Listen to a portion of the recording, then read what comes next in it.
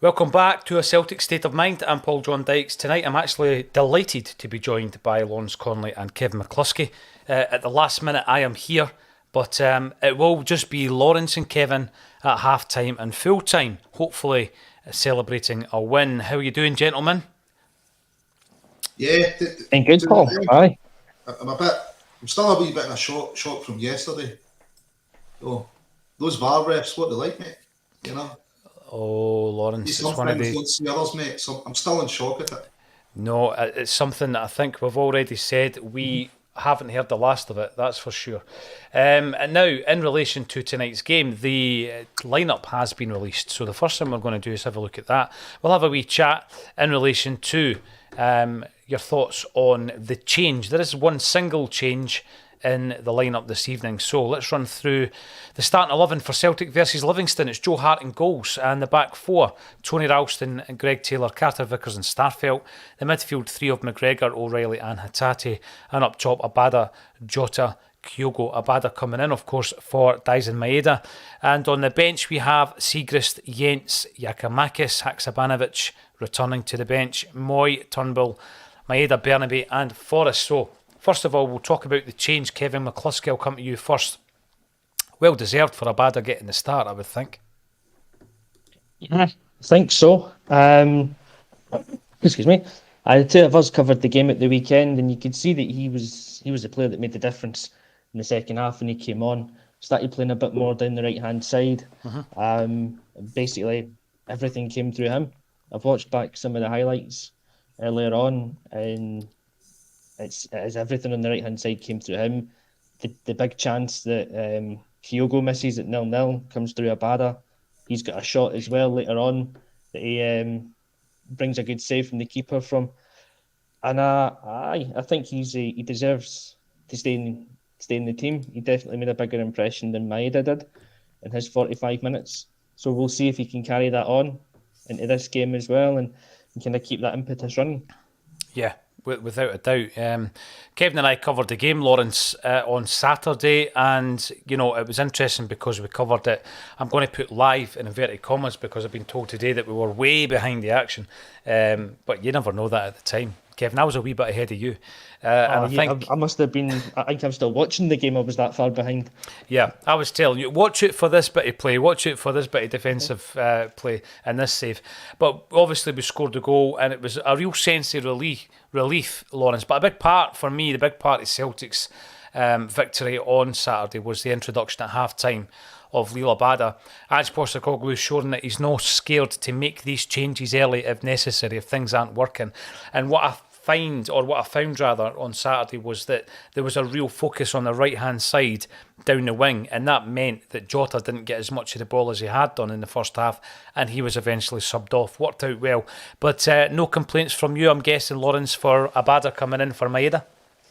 No, well, I thought actually maybe Jamesy would have started. It was, after all, it was him that provided the assist. He looked good. But, Abada looked good when he was on. Both of them were moving the ball quicker. They were creating chances, which is what you want your wingers to do, isn't it? In contrast, we didn't have too many chances created by Maeda or Jota. So, I think both look good. I'd have maybe changed more than one. But, not surprised to see Abada start.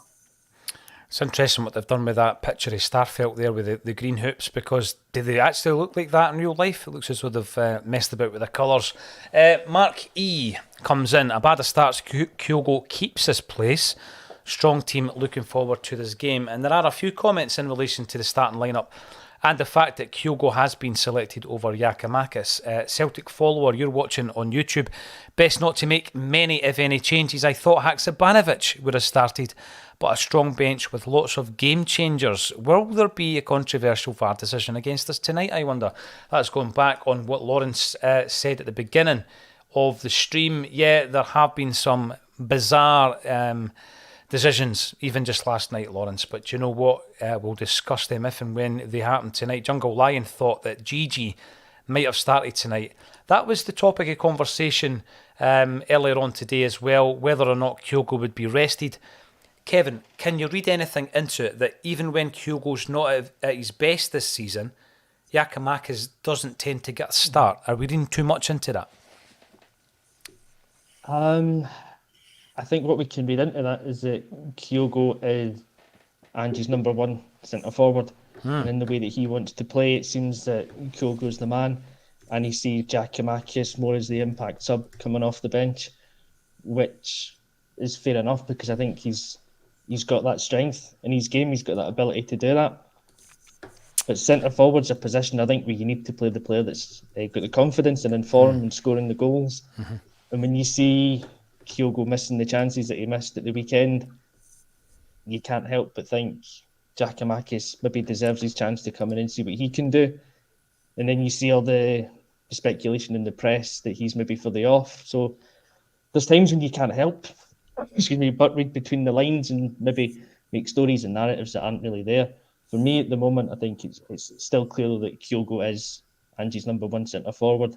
And maybe for that to change, it does need, I don't know, Giakoumakis to come off the bench and get a hat-trick tonight. Maybe that'll change it around for him. I mean, when you look at it, I'm guessing it's a really difficult balance, Lawrence, for a manager, because what you've got there is you've got Kyogo that, maybe after his performance against Aberdeen, if he was to be left out tonight, you ask yourself, what would it do for his confidence? But the very fact that Giakoumakis is watching that, he wants to get his chance. He's not getting it, even if Kyogo's not hitting top form. What does it do for Giakoumakis' confidence? It's a really fine balance for Ange to strike, isn't it? I don't think so, mate. There's two strikers, they're both going to get minutes. See if there was a third striker who wasn't going to get any minutes and was watching two in front of him struggle. But they're not getting the minutes, though. Giakoumakis isn't getting the minutes. But he's coming on, isn't he? 10 minutes here and there, 20 minutes. So he's getting minutes, he's guaranteed minutes, mate. So, see if there was a third striker sitting there and not getting minutes, totally left out and the two in front of him are struggling, you go, yeah, this is difficult. And his press conference, he says, let's say, picks the best team he thinks to face the opposition. Is it Oberlin? Is their centre half? He's maybe thinking Kyogo's going to play better against him. He's a big centre half. He's maybe fancied Kyogo with a low centre of gravity. He's maybe thinking I won't pick him up as much.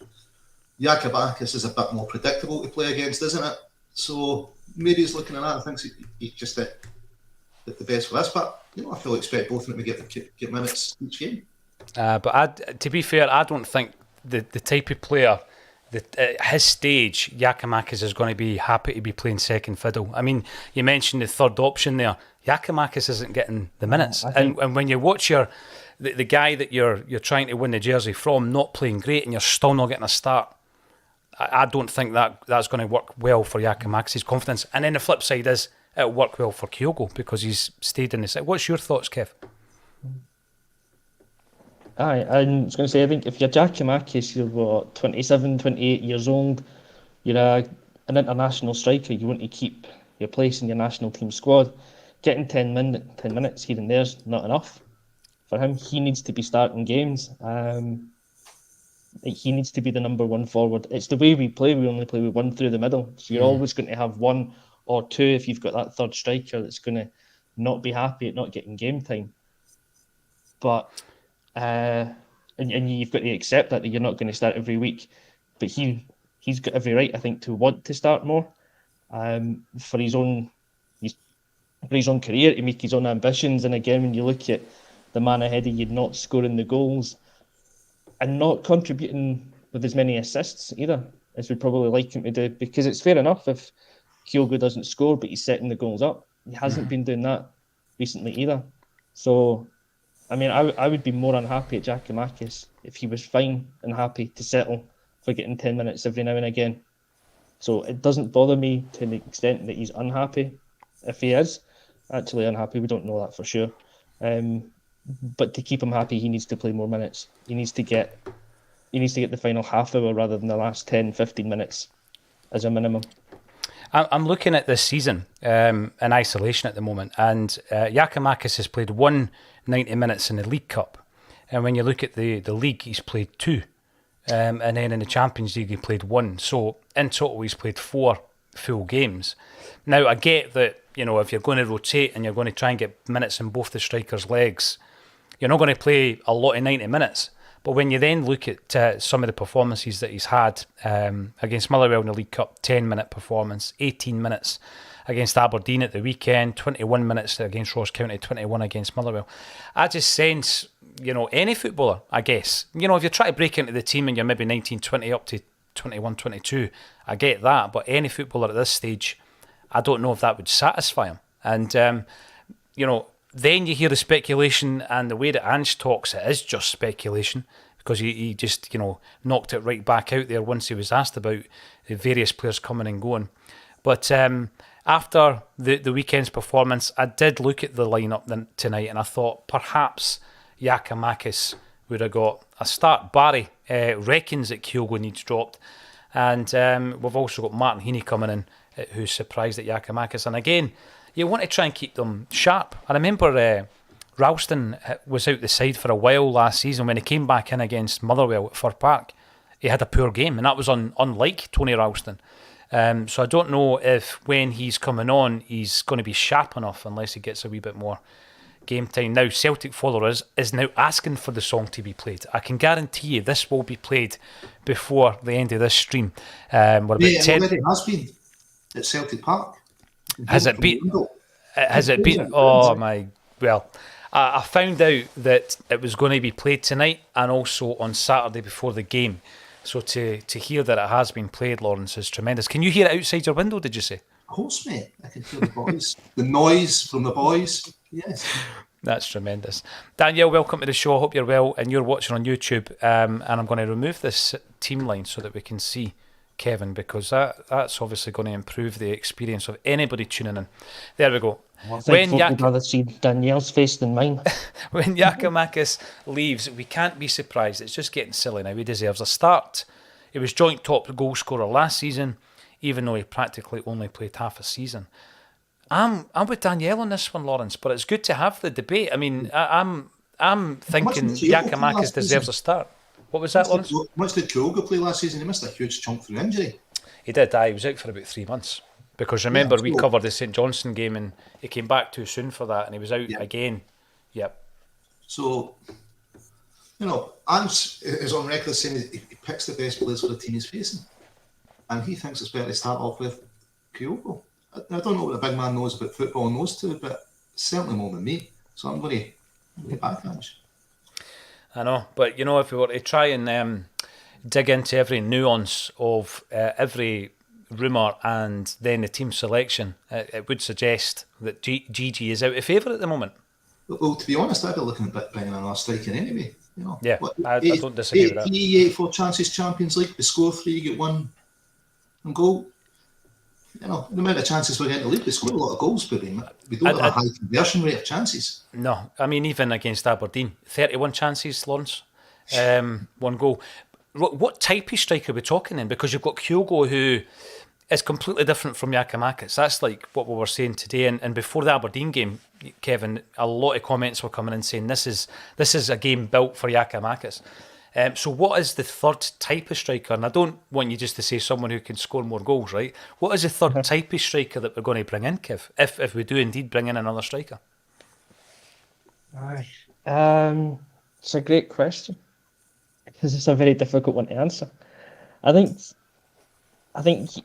the next striker you want to bring in then has got to almost be a hybrid of the two that you've got. Someone that's physically strong and can mix it around a bit, but also good mobility, and can work the channels quite well if that player exists within our price range. And as we spoke about at the weekend, you need the striker in the box who's got that ice in the veins that just puts the chances away. The ones that Kyogo missed at the weekend, you need the striker that's just going to be able to put them away. A player that has been linked with us that I think kind of fits. Do you want a drum roll for this one, Kev, or is it somebody else? No, we know him. It's Ryan May, boy out here in Ferencváros.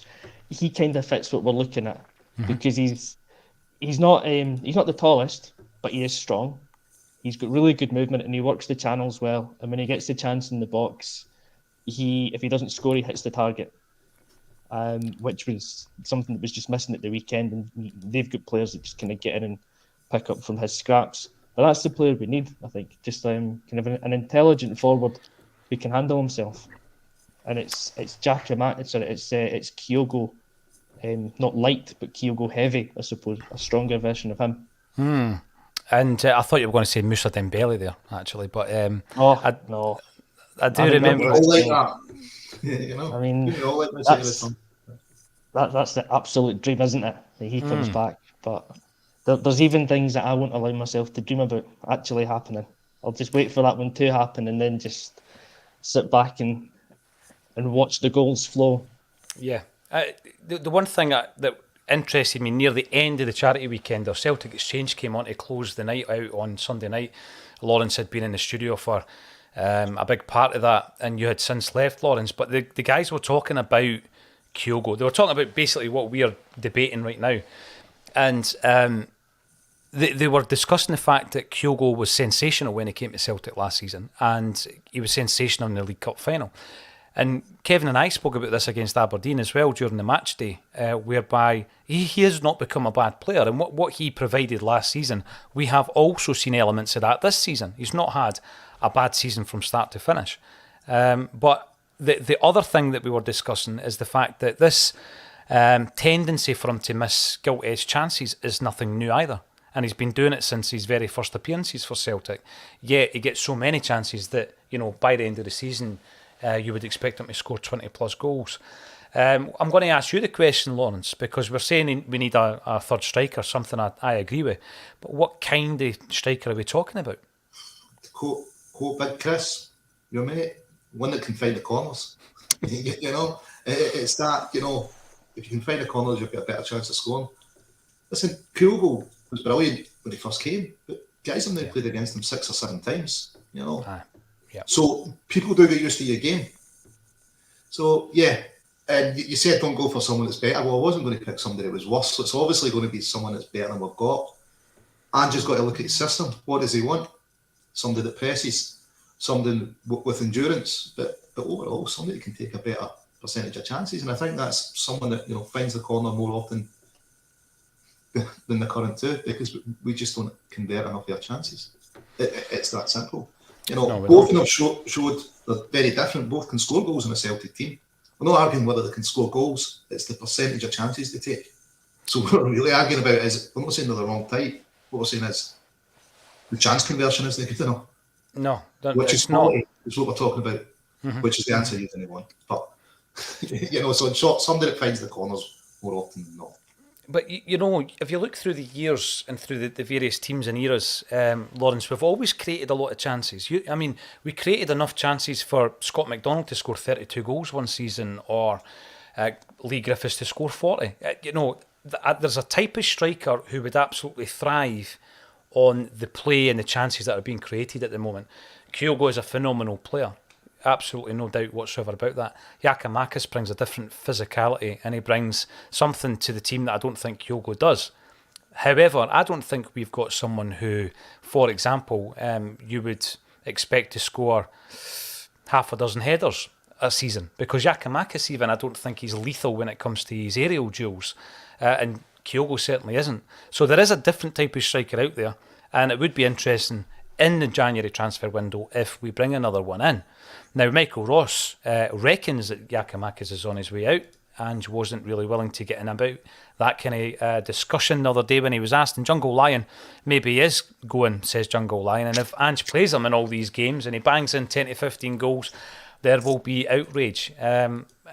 Fair play. I'm pretty sure there would be if he was on a right good goal-scoring run and we were to sell him. The other player, Lawrence, that you were surprised wasn't in the team was James A. Forrest, but he was very effective coming off the bench, not just setting the goal up. There was a moment down the left-hand side where he was unstoppable. I just ran out of space in the end. They couldn't get the ball off him. There was a bit of a divide, I think, between the Acsom contributors when Forrest was given his new deal, his extended deal, his improved deal. Remind me, what side of that argument were you on at the time, Lawrence? I was, boy's a legend, give him a new deal. He's not going to start every week, but that type of experience and quality in the squad's invaluable. And I think at the weekend they showed it again. Down that left, he moved the ball quicker. He knew he needed to get the ball into the box quicker. He was being guys for fun. So, yeah, I was on the side of give him a new deal was over the minute he got one. Much as I was on the side of Greg Taylor's the best left back at the club, but what do I know? nobody was listening to you for a while on that one, I've got to say. You were banging a drum for some time. Kevin McCluskey, what do you reckon? Angie's influence is basically permeating throughout the Acsom team. It started off with Declan, then at the weekend Kevin Graham was wearing an Ange jumper. Now Big Lawrence is saying, mate, we're all on the Ange train. Even the Tim Tams I've noticed that. What was I'm that, going to have to Lawrence? say in his good books at half time and at the end of the game. I've got a bit of cough at the moment as well. I don't know if that's an Ange influence. The other player I wanted to talk about actually is Haksabanovic. It was a bit of a surprise that he was left out, but he was left out for a good reason. There was a strain leading up to that game.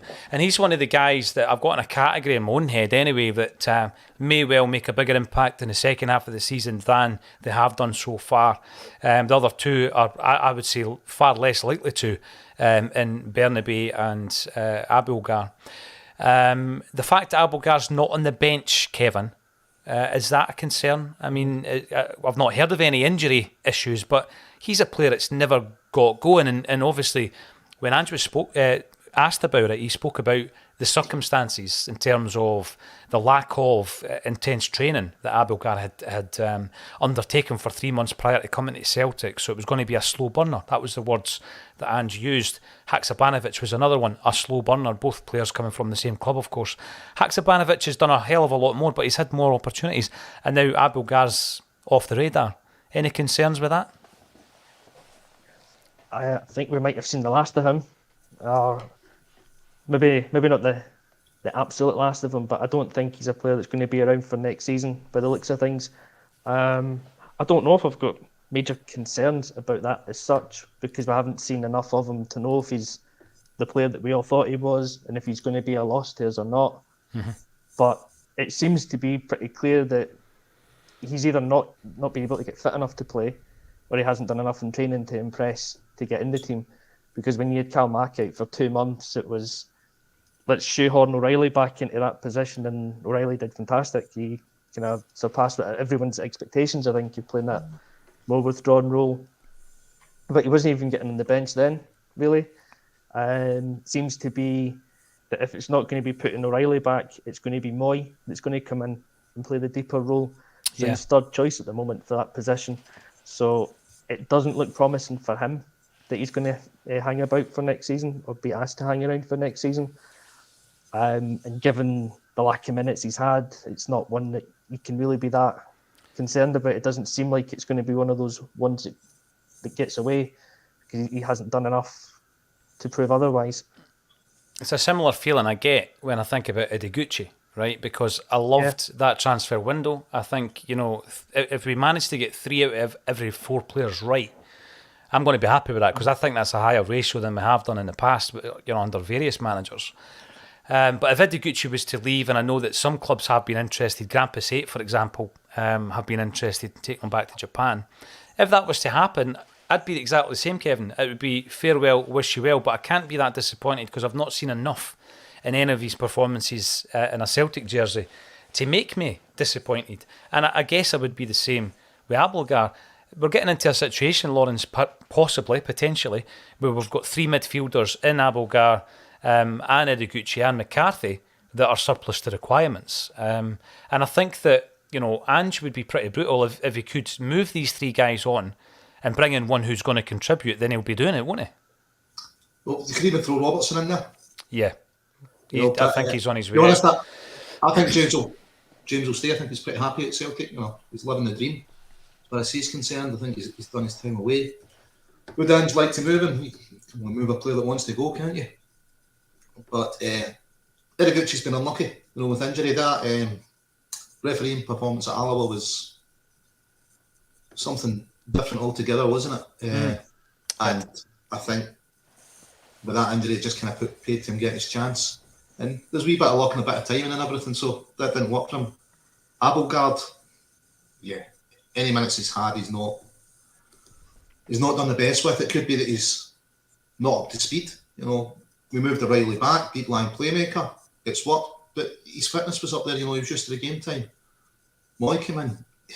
He was fit. Ange knows him better. And obviously you've got Giakoumakis as well. So it's congested, but see, Ange signed a few of the number 6s, so I wouldn't be surprised if he was looking at another, because I think he'll move 3 of the 4 on, I think. And the big thing with me, with regards to McCarthy though, Lawrence, I get what you mean. It's kind of like it's been his dream move. He was one of those players who were constantly linked to Celtic. Then it eventually happened. And he's been kind of unlucky with injuries as well. I remember in Angie's first season, there was a period where it looked as though he might break in and stake a claim. And we played Dundee United at home, you'll remember it was a 1-each game. Yeah. And he was absolutely scathed by, was it Fuchs, who ended up getting a transfer down south. And that really destabilised his season. And then there were some flashes when he came in that he could play that decisive pass. He could split a defence with it. Albeit it was against Wraith Rovers, I think, when he actually did that. And then, he's never really had an opportunity when he starts. He looked really, really fit after the pre-season in the second season under Ange. And he looked as though he'd really, really got his shape together, and he looked as though he was going to contribute. And then he gets injured again. So, absolutely unlucky. Same with Ideguchi and any circumstances around Abelgard. But if we could trade those 3 players for one who's actually going to be pushing for a jersey, Kev, I'd be all over that. Even though you're losing a couple of bodies. Isn't he homegrown for Europe, isn't he? He counts as homegrown. Not club grown, but league grown, doesn't he? It does, but I mean... if he doesn't want to leave, how do you move him? He's had a cracking career so far. But the suggestion of bringing in a homegrown player is met with groans and, rolls of the eyes. There's nothing stopping us from bringing in a homegrown player because 4 of them, as McCarthy is, could have been homegrown elsewhere. Yeah, so how do you make a move if he doesn't want to go? I generally don't think he wants to go. It's the same as every footballer. If you don't play at his age, you're going to end up, will you ever get back at a level? Probably not. You need to start playing games. Yeah. Kev, sorry. I think he's probably the most difficult one to move on because he's, like Lauren says, I think he's at the club he wants to be at. This is his dream. He's living it, and if he's getting a good wage, he's maybe just going to be happy to see out the contract in a way. He'll have done his time at the club. I think Abelgard's an easier one to move on because he's only a loan deal anyway. So He goes at the end of the season. Ideguchi, I've got a feeling he's someone that will just move on because he just wants to play, I think. Or he'll realise his career will completely stagnate and it'll go nowhere if he stays. McCarthy's had his career. We're kind of the tail end of it. So he could do this season and next and then move. But I think even if we got rid of 2 and McCarthy was the one that stayed, you can still going to free up some cash. You're still able to bring in one quality addition. And worst comes to the worst, it's probably not the worst case scenario to have somebody like James McCarthy waiting in the wings to come in if we need a reinforcement. I just feel that if that was the scenario and it was down to the player's decision not moving on, I just get the feeling that he's more of a passenger. If the club were willing to move him on and he says, well, it's my dream club, I want to stay here for another 2 years, I just get the sense that you become a bit of a passenger. And by the way, I agree with you. I think there's games where you can close a game down, you bring on McCarthy. Didn't he do it against St Johnstone this season before his injury? So I totally get that, but I just think a refresh, particularly in that area of the park, because we've got 3 guys there at the moment who can all play a similar position and none of them are contributing for any number of reasons. What type of a player do we need? I seen that earlier on today. I'm not quite sure that's going to happen. We don't need anybody who's going to ruffle. That's exactly it, Lawrence, by the way. That phone call that Ange has before signing a player, I think, that would say anything. That would basically ensure that move would not happen. Now, we're just about kicking off at Celtic Park. As I said earlier, the people at Celtic, the media team, agreed to play our single tonight and on Saturday as well, which was excellent of them. Happy to support the cause. We released The Glory and a Dream on Monday. It absolutely rocketed to number 16 in the charts, but we're up against everybody from Mariah Carey to Ed Sheeran and everybody in between. And it's going to be very, very difficult to stay in the top 40. So if you want to support what we're doing, the link is underneath this video. You can download it or you can stream it. If you stream it on Spotify, click repeat. just stream it all day. That's the game. And you never know, we might end up in the charts come Sunday. But it's not about ego, and it's not about all that kind of stuff. It's about raising money for St Mary's, which, as you know, is the birthplace of Celtic. And already I'm pretty sure on top of the charity weekender, we'll have raised something in the region of £5,000 plus once everything else comes in. And we still have an auction as well. I hope everybody enjoys the game. We're half an hour into the broadcast, so please, indulge me for the next 3 minutes or so, because I'm going to play the single because the bulletin is, in effect, over for the game to start. But I'll play the single. If you haven't already heard it, then I hope you enjoy it. Enjoy the first half. Kevin and Lawrence will be here at half-time for the bulletin. And we'll see you then. Cheers, Paul.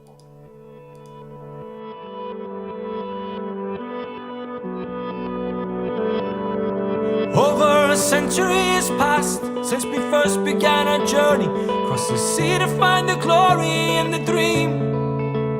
Just a tailor and a joiner and a brother built our team. Greeted sometimes with hostility, but more often with the light. The boys who rise and had to clear through troubled skies. After constant days of struggle, they arrived in paradise. This feels like heaven. This must be the dream. This feels like paradise. The best we've ever seen. The best we've ever seen. Even through the lean years, our support would flock in thousands. Countless trophies stand displayed for all to view. By side, brothers, sisters, we're united, and our children do the same. This feels like heaven. This must be the dream. This feels like paradise. The best we've ever seen. The best we've ever seen.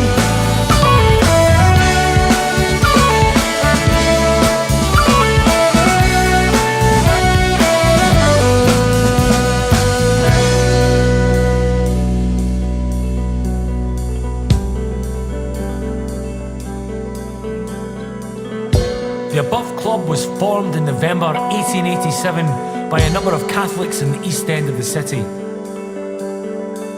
The main objective of the club is to supply the East End conferences of the St Vincent de Paul Society to support those in the missions of St Mary's, Sacred Heart and St Michael's.